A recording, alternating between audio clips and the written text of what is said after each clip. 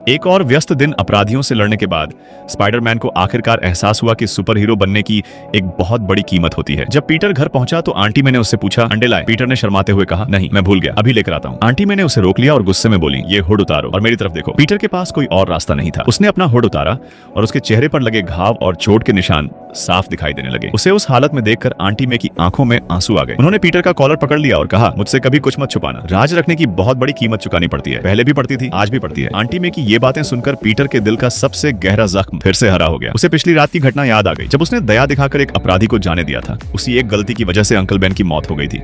उस अपराध बोध ने पीटर को अंदर से पूरी तरह तोड़ दिया था। अगले दिन पीटर अपनी पहचान छिपाकर अपनी गर्लफ्रेंड ग्वेन के घर डिनर पर गया, लेकिन डिनर टेबल पर हुई बातचीत ने उसके दिल को और भी ज्यादा चोट पहुंचाई। ग्वेन ने अपने पिता से पूछा, डैड क्या आपने उस स्पाइडर वाले आदमी को पकड़ लिया? कैप्टन स्टेसी ने जवाब दिया, अभी नहीं, लेकिन जल्द पकड़ लेंगे। वह एक नौसिखिया है जो रात में लोगों पर हमला करता है। वह बहुत सारी गलतियां करता है और लोगों के लिए खतरा है। पीटर को यकीन था कि वह शहर की रक्षा के लिए अपनी पूरी कोशिश कर रहा है, लेकिन ग्वेन के पिता की नजर में वह एक आम अपराधी से ज्यादा कुछ नहीं था। इस गलतफहमी को दूर करने का मौका भी नहीं मिला, क्योंकि तभी शहर पर एक और बड़ा खतरा मंडरा गया। लिजर्ड ने पूरे शहर को अपनी जेनेटिक ट्रांसफॉर्मेशन योजना का शिकार बनाने की शुरुआत कर दी। पूरा शहर तबाही के कगार पर था। पीटर तुरंत उसे रोकने के लिए निकल पड़ा, लेकिन पुलिस पहले ही उसके पीछे पड़ चुकी थी। वह अपनी मंजिल तक पहुंच भी नहीं पाया था कि पुलिस हेलीकॉप्टर ने उस पर इलेक्ट्रिक स्टन राउंड दाग दिया। तेज झटके से वह जमीन पर गिर पड़ा। चारों तरफ से पुलिस ने उसे घेर लिया। अपने हाथ पीछे करो पार्कर। अब पीटर के पास कोई रास्ता नहीं बचा था। पूरे शहर को बचाने के लिए उसे कैप्टन स्टेसी के सामने अपनी असली पहचान बतानी पड़ी। उसने कहा, लिजर्ड ऑस्कॉर्प जा रहा है और आपकी बेटी भी वहीं है, कृपया मुझे जाने दीजिए। ये सुनकर कैप्टन स्टेसी ने तुरंत पुलिस को गोली न चलाने का आदेश दिया।